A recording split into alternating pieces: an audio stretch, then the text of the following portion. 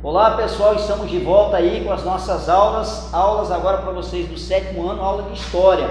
Um forte abraço a todos os meus alunos aí, a toda a família Caetano Monteiro e a todos aí da rede pública, privada aí do município de Ribeirão. Pessoal, sem mais delongas, nós iremos falar aí sobre o Brasil no período pré-colonial e as capitanias hereditárias também. É um assunto bastante interessante, bastante gostoso, muito de nós já conhecemos sobre esse assunto, mas a gente vai dando uma mastigadazinha bem direitinho para a gente poder entender, para poder digerir ela e chegar até a nossa mente, ok pessoal? Olha só, período pré-colonial. Inicialmente, a gente tem que observar o seguinte: quando a gente fala pré, é uma coisa que antecede a outra. Por exemplo, pré-história, que antecede a história,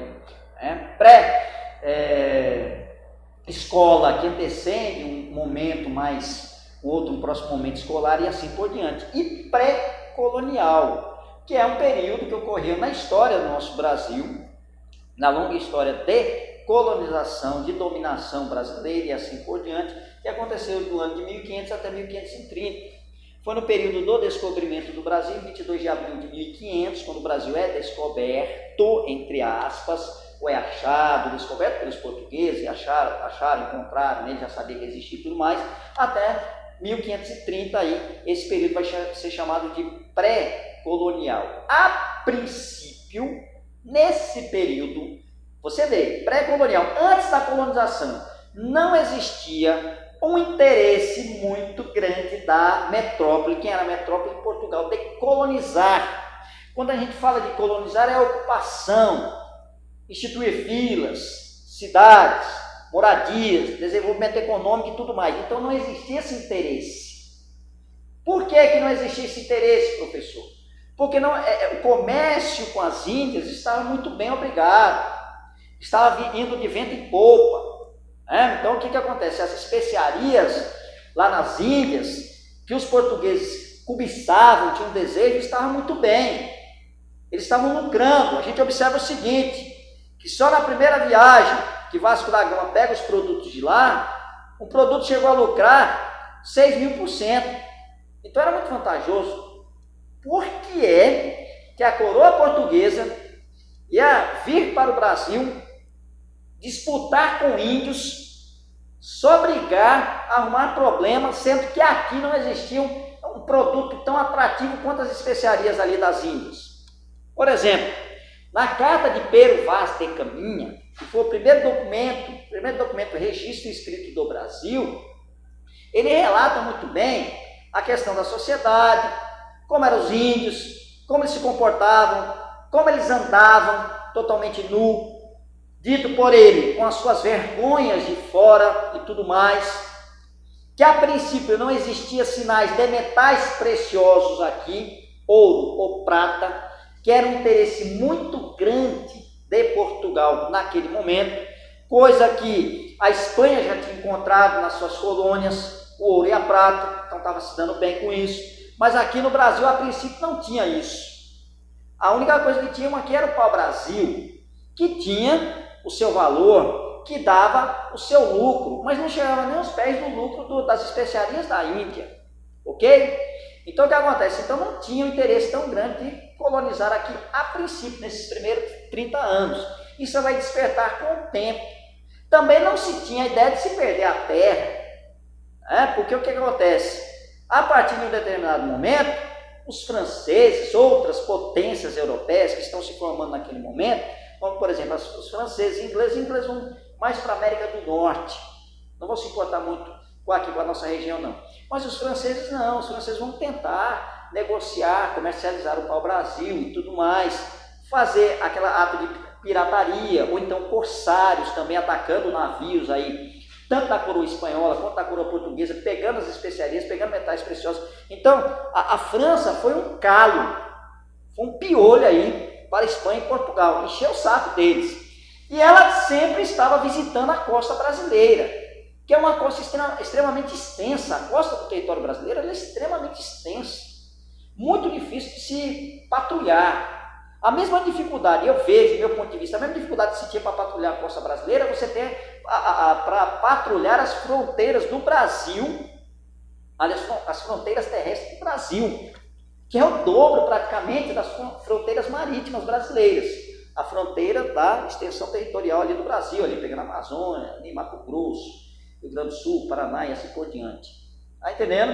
Então era muito difícil. Então tentou-se formar expedições, nós iremos ver quais expedições aí, para tentar não deixar muito vaga essas áreas, muito solto, porque os piratas franceses estavam querendo vir aqui.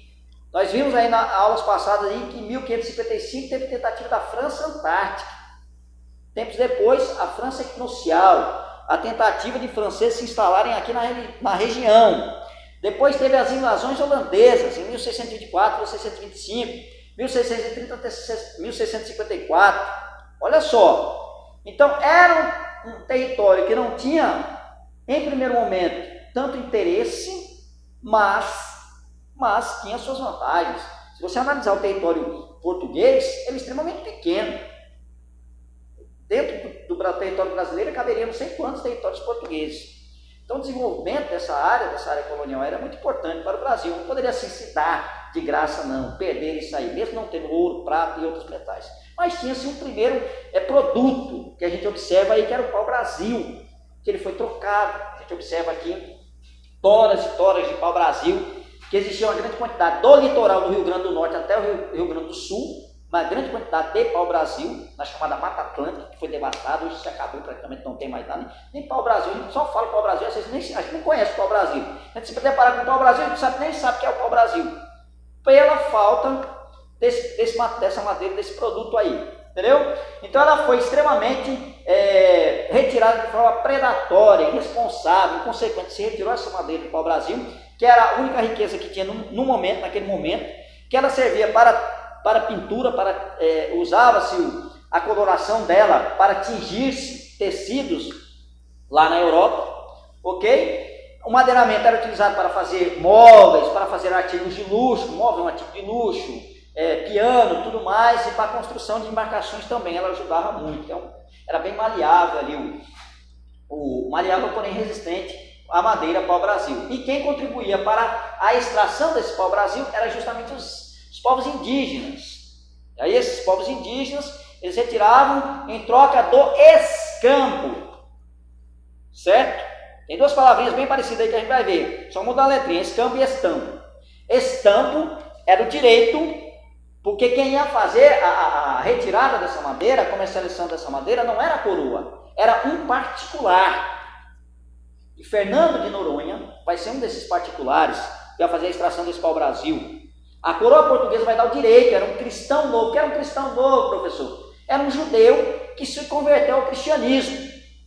O judeu era muito bom de negócio. Então o que vai acontecer? O cristão novo, Fernando de Noronha, vai ter o estampo, que era o direito de o cara dele poder extrair esse produto da terra, o pau-brasil. E aí utilizava-se muito o escambo, um com T, outro com C. O escambo era a troca da madeira para o Brasil por, muitos dizem quinquilharias, outros dizem produtos, né, supérfluos, baratos, como pente, como espelho, como machada, mas ali a ideia de valor daquele produto, daquele material para o índio era diferente.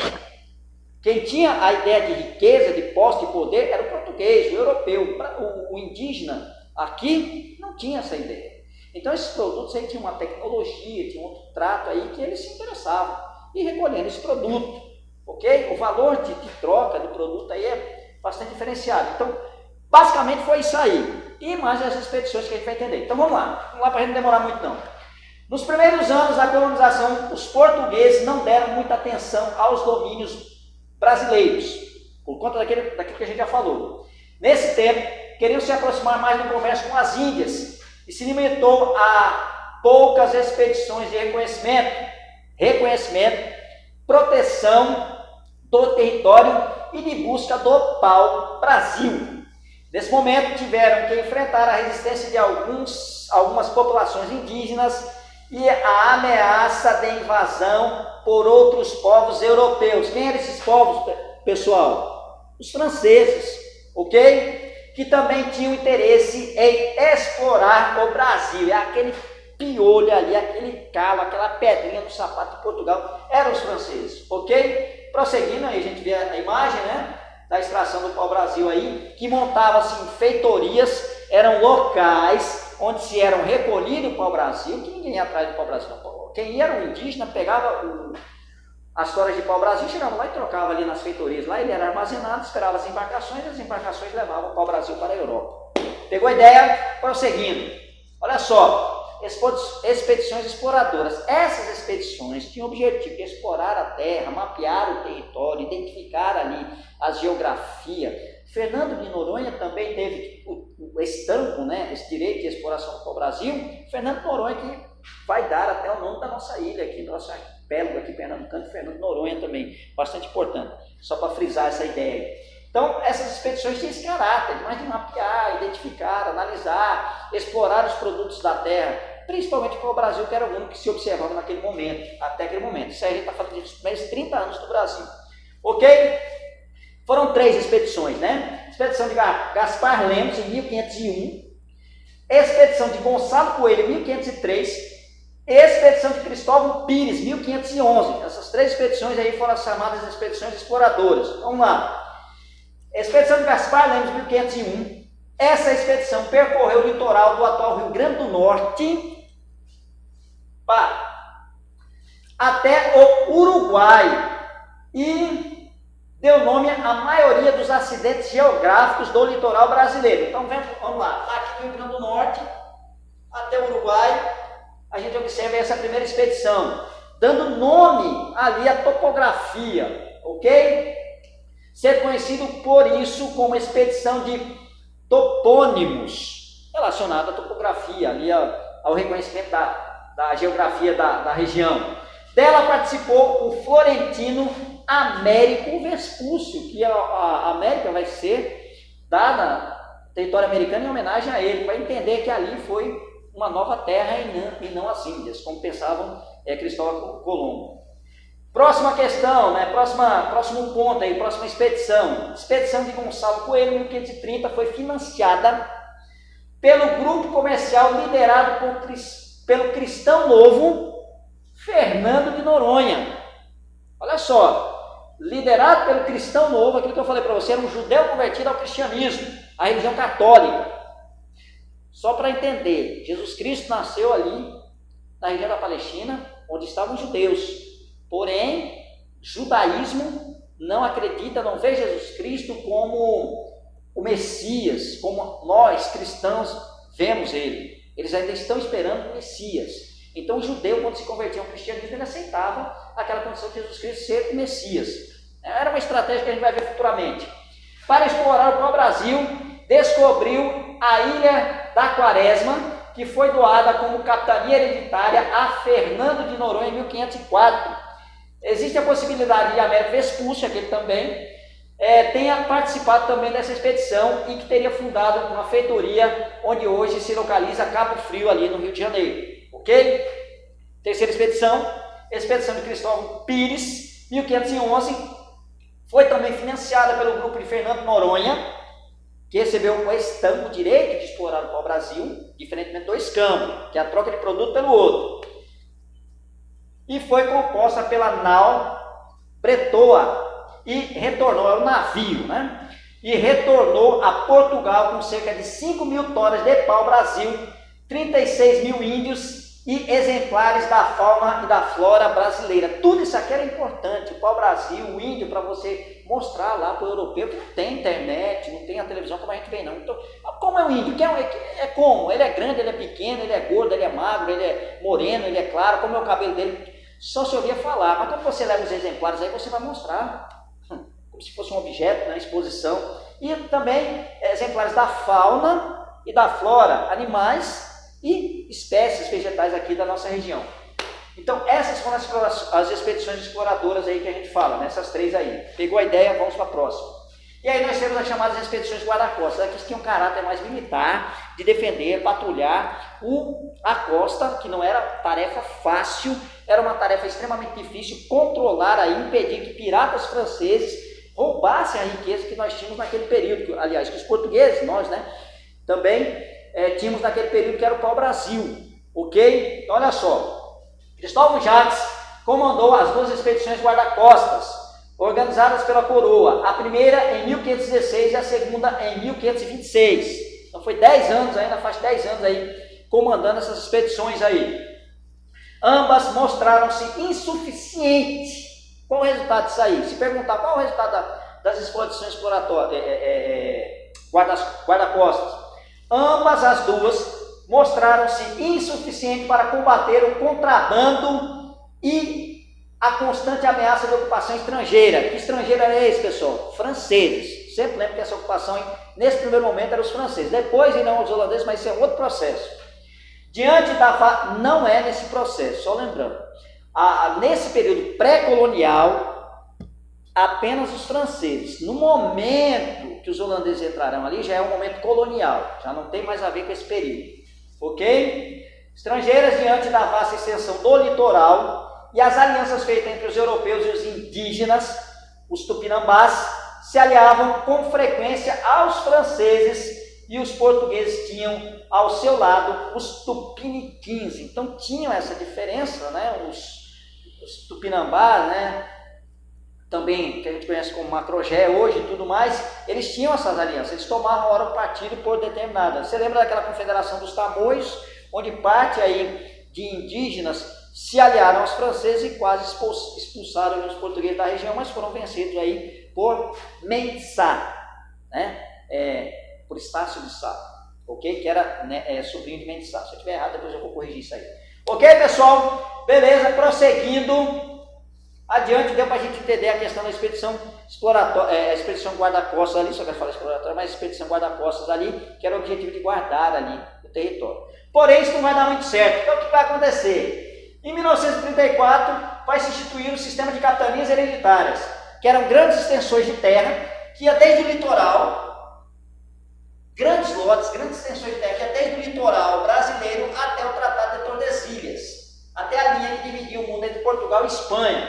Eram 15 lotes, entregue a 12 donatários, a 12 representantes da coroa portuguesa, alguns nobres. Agora não era um nobre de tanto destaque, era um nobre mais empobrecido. Portugal aí tinha uma quantidade muito grande de pessoas, na faixa de 1 milhão de habitantes.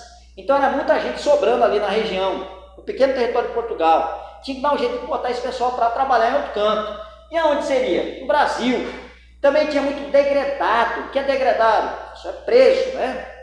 Aliás, perdão. Tinha muito presos ali que foram degradados para cá. O degradado é aquele que vai mandado, sai da sua terra para outra terra, né? Forçadamente. Ou seja, então tinha muitos presos ali, políticos, ladrões, né? E outras funções ali que eles exercitavam, que era ilegal em Portugal, então era mandado, era degradado para cá.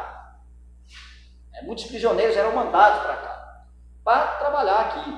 Além desses nobres aí, que tinham umas dificuldades ali e queriam desenvolver aqui. Eram particulares também.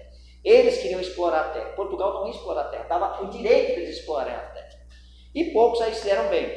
Apenas Portugal, Bahia e São Vicente, que futuramente será apenas Pernambuco, Bahia e São Vicente, que irão ter sucesso aí. As capitanias, as únicas capitanias que vão ter sucesso serão essas aí que a gente fala, né?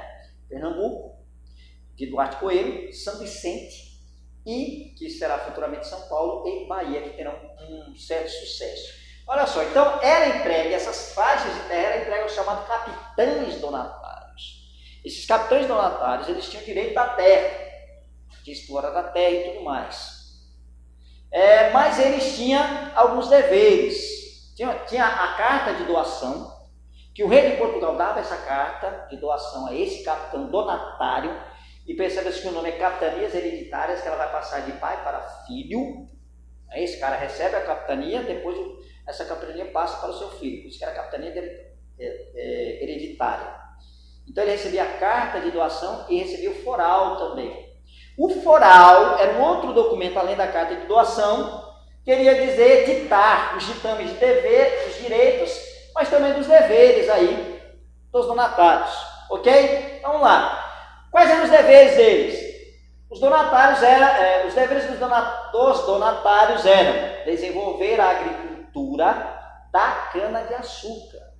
Só para a gente acrescentar nas nossas informações aqui, isso aqui era uma experiência, não era a primeira experiência não, já existia uma experiência dessa daqui, parecida, em capitanias hereditárias, dividida em lotes de terra na Ilha da Madeira. Então era um processo já conhecido pela coroa portuguesa. Então, mas voltando aqui, os deveres eram desenvolver a agricultura da cana-de-açúcar. Aí começa um processo de produção aí que vai desenvolver a economia portuguesa.